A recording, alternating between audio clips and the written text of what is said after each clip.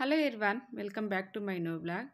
And ఇంకా రీసెంట్గా హైదరాబాద్ వెళ్ళిన సంగతి మీ అందరికీ తెలిసిందే కదండి. వీడియో కొంచెం లేట్గా అయినాయి అన్నీ కూడాను. ఇంకా ధీరజ్కి కొంచెం హాస్టల్ ప్రాసెస్ అదంతా చూసొద్దామని చెప్పేసి యాక్చువల్గా నేను లక్కితల్లి వెళ్ళాల్సిన అవసరం లేదు, కానీ ఇంకా మా వారు మేమిద్దరం ఎలాగో వెళ్తున్నాం కదా, మీరు కూడా రండి అని చెప్పేసి అంటే ఇంకా అప్పటికప్పుడు నేను లక్కితల్లి రెడీ అయిపోయి ఇంకా వాళ్ళకి తోడుగా వెళ్తున్నాం అన్నమాట. వీడియోకి అయితే ఒక లైక్ చేయండి, కొత్తగా చూసినంత సబ్స్క్రైబ్ చేసుకోండి.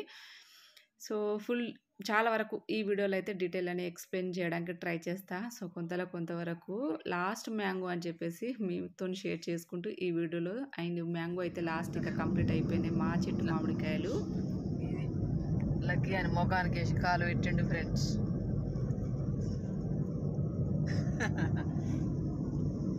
ఇది ఫ్రెండ్స్ కథ.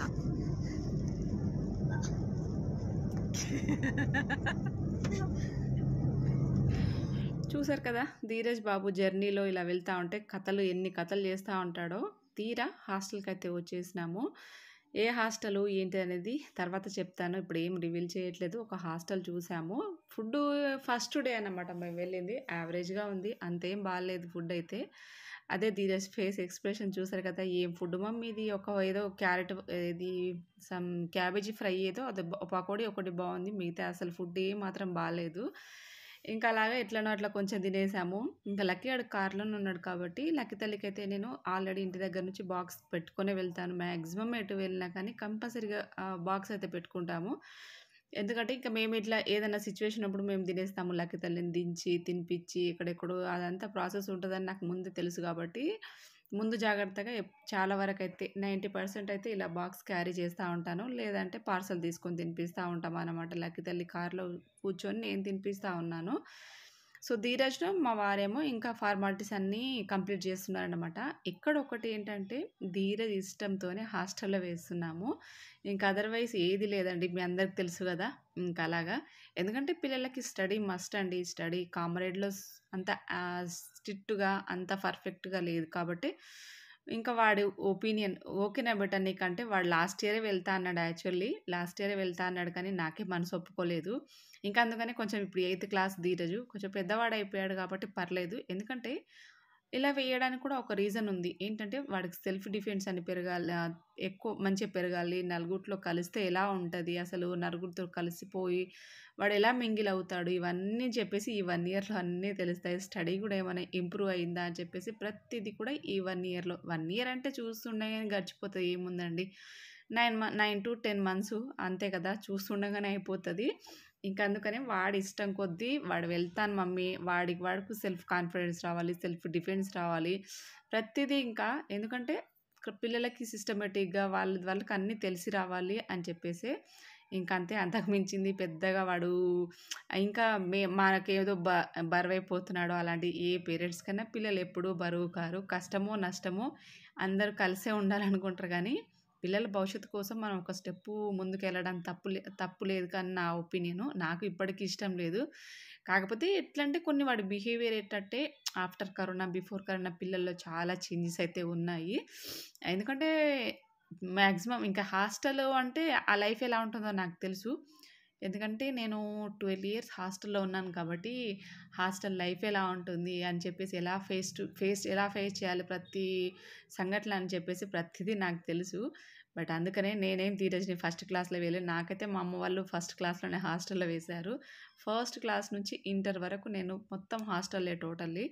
బట్ ధీరజ్ కొంచెం పెద్దవాడు అవుతున్నాడు, 8th క్లాస్ కాబట్టి వాడికి కూడా కొంచెం మెచ్యూరిటీ లెవెల్స్ పెరగాలని చెప్పేసి ఈ 1 year చూస్తే తెలిసిపోతుంది కదా, ధీరజ్ ఏమైనా పికప్ అయ్యిందా, ఏమైనా చేంజెస్ వచ్చినాయా అని చెప్పేసి ఇంకా మ్యాక్సిమం మనకు తెలిసిపోతుంది. కాబట్టి ఇంకా అలాగా అన్ని ఫార్మాలిటీస్, బుక్స్, యూనిఫాము అన్నీ తీసుకొని అయితే ఇంకా రిటర్న్ బయలుదేరిపోయామన్నమాట. మధ్యలో ధీరజ్కి కొన్ని లగేజ్ ప్యాకింగ్కి అలా కొంచెం బుక్స్ కావాలా అని చెప్పేసి అవన్నీ చూసాము.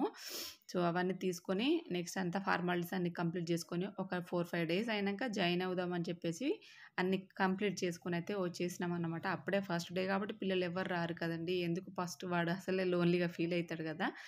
ఇంకా అందుకనే ఇంకా వస్తున్న దారిలో మేడ్చల్ దగ్గర నేషనల్ మార్ట్ ఉంది. ఆ మార్ట్‌లో కొంచెం ఇంకా మనం ఏమన్నా ధీరజ్ బ్యాగులు ఏమన్నా తక్కువ ఉంటదా అని చెప్పేసి చూసాము. హైదరాబాద్‌లో చూసినప్పుడు అది దాని రేట్ టూ మచ్‌గా ఉంది. ప్యాకేజ్ తీసుకుంటే 5,000 చేంజ్ ఏదో ఉంది అని చెప్పేసి ఇలా వస్తున్న దారిలో చూసాం గానీ, అస్సలు ఏది బాలేదు. నాకైతే అందులో ఏది నచ్చలేదు. ఒక టీ పౌడర్ ఏదో తీసుకున్నాను. అంతే, ఇంకా అంతకు మించి దాంట్లో పెద్దగా ఐటెమ్స్ ఏం నెక్ పెయిన్ కదా అని చెప్పేసి అదొకటి చూసాను పిల్లో. అది గూడా బాలేదు. అందుకని నేను ఏది పెద్దగా తీసుకోలేదు. అప్పటికే ఫుల్లుగా అలసిపోతున్నాను. పెద్దగా జర్నీ పడట్లేదు. మోస్ట్‌లీ జర్నీ అంటే ఫుల్ హెడేక్, టైర్డ్ అయిపోతున్నాను. బాడీ పెయిన్స్ ఇదంతా కాబట్టి, ఇంకా రానని గూడా అన్నాను కానీ, మా వారు సర్లే వెళ్ళేసొద్దాము. నాకు గూడా తోడుగా బోరుగా ఉంటుంది గదా అని చెప్పేసి అంటేనే నన్ను తీసుకెళ్ళిరనమాట. ఇంకా మధ్యలో ఏదో ఏంటిదది ఏదో కోడి తందూరి ఏదో తీసుకున్నారు. ఇంకా వాళ్ళు తింటూ ఉన్నారు. నేను చికెన్ తినడం చాలా తగ్గిచ్చేసాను. చాలా కాదు, అసలు తినడమే మానేశాను. ఇంకెందుకంటే అసలు భయమేస్తుంది. ఏమో ఇవన్నీ చూసేవరకి 4 రోజులు తినకపోతే ఏమవుతుందని చెప్పేసి చికెన్ అయితే మొత్తం బంద్ చేసిన ఇంకా నేను. ఇక ఇది నెక్స్ట్ డే అంటే ఇంకా పల్లి పట్టీలు చేద్దాము. ఇంకా డాక్టర్‌ని చూపించుకున్నాను కదండీ! సో, మొత్తం బ్లడ్ కొంచెం తక్కువ ఉంది అని బెల్లంతోని ఇలా ఇవన్నీ తినాలి, చేయాలి అని చెప్పేసి ఫుడ్ డైట్ ఇచ్చారు కాబట్టి, అందులో కొంతవరకు ఇవన్నీ ఫాలో అవుదాం అని చెప్పేసి ఇదిగో ప్రిపరేషన్ చేస్తా ఉన్నాను. ఫస్ట్ అయితే ఇదిగో పల్లీలు ఇలా వేయించుకుంటాను. మొన్న పల్లీలు పొట్టు తీశాను కదా! అది అట్లే ఉండిద్ది. ఇంకా అప్పటికి ఇదంతా కొంచెం అలా లైట్‌గా వేయించి ఇంకా పల్లీలున్నాయి అవన్నీ పొట్టు తీసే ఓపిక లేదు. అలా ప్రెస్ చేసి తీస్తా ఉంటే కూడా ఈ ఏళ్ళని ఫుల్ పెయిన్ అయిపోతున్నాయి. వర్క్ కొంచెం ఎక్కువైపోతుంది.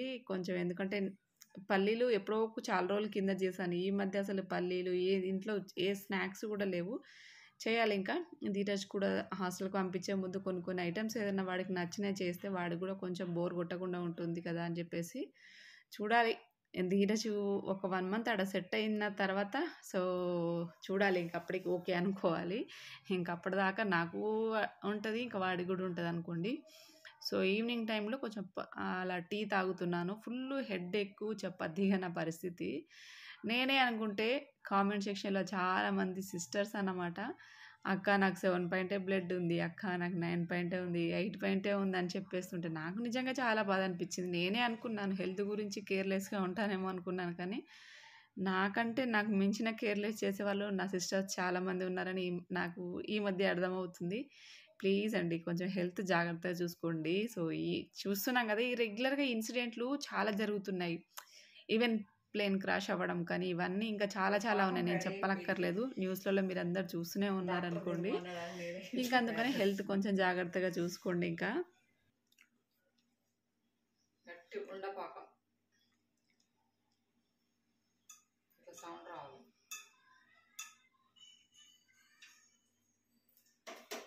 ప్లేట్లకేమో నెయ్యి రాసుకొని రెడీ చేసుకున్నాం.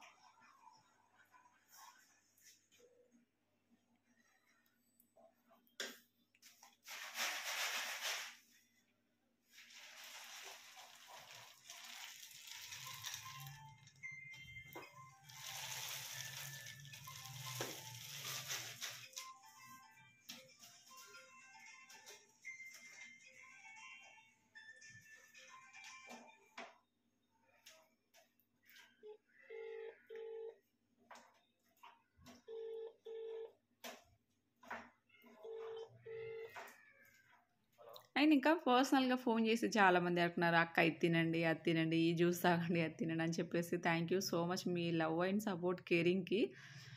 అండ్ నాకు కూడా ఒకటి అనిపించింది ఏంటంటే, చాలామంది ఇంట్లో ఉండే లేడీస్ ఏంటంటే, వాళ్ళ గురించి వాళ్ళు పట్టించుకోవడం చాలా అసలు మానేసారనిపిస్తుంది. ఎందుకంటే పిల్లలు ఈ బిజీ లైఫ్‌లో ఇంట్లో పనులు, వండడము, తోమటము, కడగటము, ఇంట్లో పనులు వీటితోనే సరిపోతుంది. వాళ్ళ గురించి వాళ్ళకు ఆలోచించుకునే టైం కూడా ఉండట్లేదు.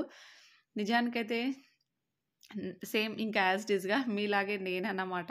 ఎందుకంటే పెద్దగా హెల్త్ గురించి ఏం పట్టించుకోము. ఎట్లా అంటే ఇంట్లో పనులు ఇంకా ఒకటి 12:30, 1 వరకు అసలు టిఫిను లాంటివి అసలు ఏది ఉండదు.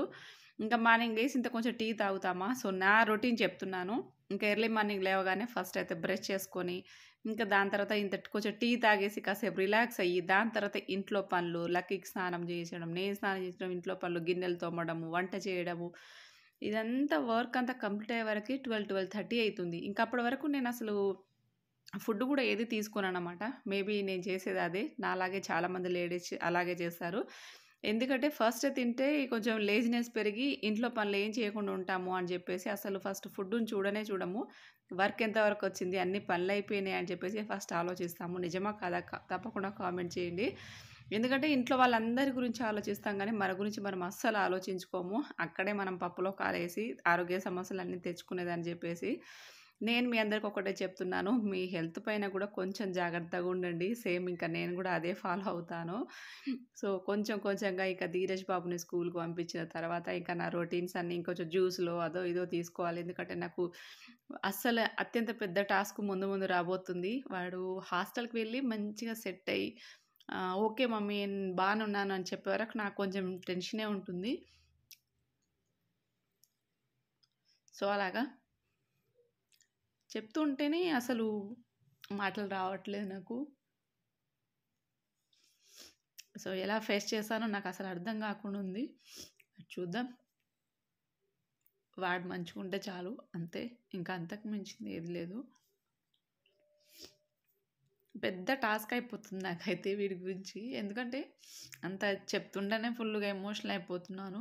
ఇంకా ఆ సిట్యుయేషన్‌ని ఎలా ఫేస్ చేస్తానని జెప్పేసి అత్యంత వాయిస్ ఓవర్ ఇస్తుంటే అసలు ఆగట్లేదు నాకు కన్నీళ్ళు. బేసిక్‌గా మీ అందరికి తెలుసు. ఎందుకంటే చాలా ఎమోషనల్ అయిపోతున్నాను నేను. అస్సలు నాకిష్టం లేదు కానీ ఇంకా కొన్ని కొన్ని సార్లు తప్పవు కదా! ఇంకా అలాగా కొంచెం టైం పడతది ఇంకా నాకైతే. ఏమో ఎలా చేస్తానో ఏమో తెలియదు నాకైతే. నేను ఈ 12 ఇయర్స్ హాస్టల్‌లో ఉన్నాను కానీ ఎవరికన్నా కానీ కొంచెం పిల్లలు వాళ్ళు అక్కడ ఓకే. అన్ని రకాలుగా వాళ్ళు సెట్ అయ్యే వరకు కొంచెం టెన్షనే ఉంటుంది.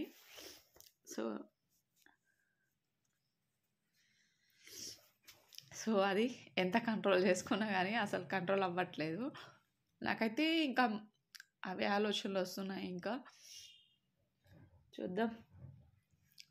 కొంత టైం అయితే పడతది మేబీ.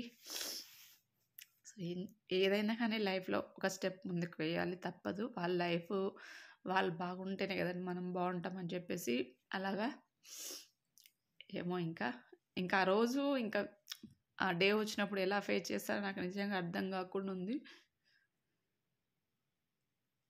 అసలు తట్టుకోలేకపోతున్నాను నేనైతే.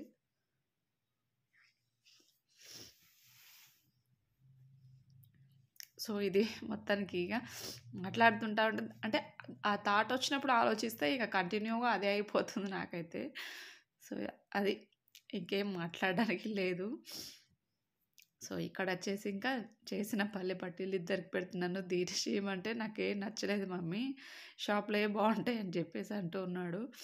అంటాడు మళ్ళీ ఎట్ ద సేమ్ టైమ్ అవే తింటాడనుకోండి బేసిక్‌గా. సో, మొత్తానికి ఇది ఇవాల్టి వీడియో. So, thank you very much. మీ లవ్ అండ్ కేరింగ్ సపోర్ట్‌కి once again thank you so much. Thank you for watching.